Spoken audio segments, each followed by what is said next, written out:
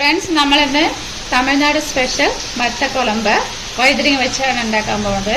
അതിന് ഒരു തേങ്ങ ആവശ്യമുണ്ടെങ്കിൽ എടുത്താൽ മതി. ഞാൻ കുറച്ച് തേങ്ങ എടുത്തിട്ടുണ്ട്. അതായത് ഒരു തേങ്ങയുടെ ഭാഗം, കുറച്ച് ചെറിയ ഉള്ളി, ഒരു 2 തക്കാളി അടിച്ചെടുത്തത്, ഒരു 10-12 വഴുതനങ്ങ ഞാൻ ഇങ്ങനെ കട്ട് ചെയ്ത് വെച്ചിട്ടുണ്ട്.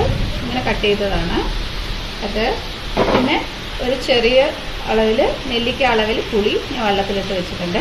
ഇനി നമുക്ക് ഈ തേങ്ങ നന്നായി വറുക്കണ്ട, ഒന്ന് അതിൻ്റെ ഒരു മണം മാറിയിട്ട് ആകുന്നവരെ മാറിക്കുക. നന്നായി വറുത്ത് കഴിഞ്ഞാൽ അത് സാമ്പാറിൻ്റെ മണം വരും. അപ്പോൾ ഒന്ന് ചെറുതായി ചൂടാക്കി എടുക്കുക. അപ്പം ഞാൻ ഒരു പാൻ വെച്ചിട്ടുണ്ട്. അതിലേക്ക് കുറച്ച് വെളിച്ചെണ്ണ ഒഴിച്ച് ഇനി നമ്മൾ തേങ്ങയിട്ട് വറുത്തെടുക്കാം. കുറച്ച് വറുത്താൽ മതി, നന്നായി വറുക്കരുത്.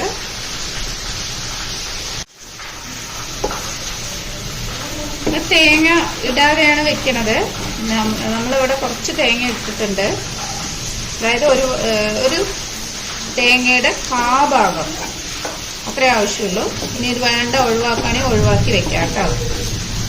അപ്പം ഞാനതിലേക്ക് ഒരു 2-3 വെളുത്തുള്ളിയും ഇഞ്ചിയും ഇട്ടിട്ടുണ്ട്. ഇത് ചൂടാക്കണം എന്നില്ല, പച്ചയായി ഇടാം. പക്ഷെ ഞാനിത് വറുത്തെടുക്കാനാണ്, വറുത്തിട്ട് അരച്ചെടുക്കാനാണ് കേട്ടോ. ഇത്രയും ആയാൽ മതി. അപ്പം ഞാനിത് സ്റ്റവ് മാറ്റിയെടുക്കാം. അപ്പം ഞാനൊരു ചട്ടിയിൽ എണ്ണ ഒഴിച്ചിട്ടുണ്ട്. ഇനി നമ്മളത് വഴുതിരിങ്ങ ഞാൻ വറുത്ത് കോരിയിട്ടുണ്ട്. ഇനി അടുത്തത് അതിലേക്ക് ചെറിയ ഉള്ളി വെച്ചിട്ടുണ്ട്. നന്നായി ഒന്ന് മൂപ്പിച്ചെടുക്കുക കേട്ടോ. പാൻ വെച്ചിട്ടുണ്ട്. അതിലേക്ക് ഞാൻ കുറച്ച് കടുകിട്ടു, കുറച്ച് വെന്തയം, അത് നന്നായി വഴങ്ങിയിട്ട് പൊട്ടിയതിന് ശേഷം ഉള്ളി വഴറ്റണതിന് മുന്നേ ഇത് ഇടായിരുന്നു കേട്ടോ. അത് വിട്ടുപോയതാണ്.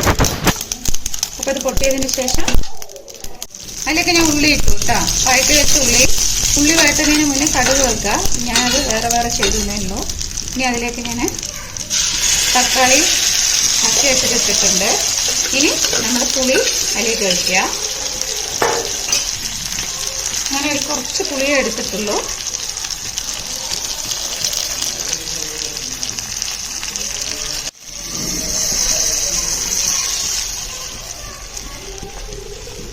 പുളി വെള്ളം അതിലേക്ക് ഞാൻ ഉപ്പിട്ടു, കുറച്ച് മഞ്ഞൾപ്പൊടി, മുളക് ഓരോരുത്തരുടെയും എരിവിനനുസരിച്ച് കേട്ടോ, മുളക് പൊടി. പിന്നെ ഞാനിതിലേക്ക് ചേർക്കുന്നത് മല്ലിപ്പൊടി,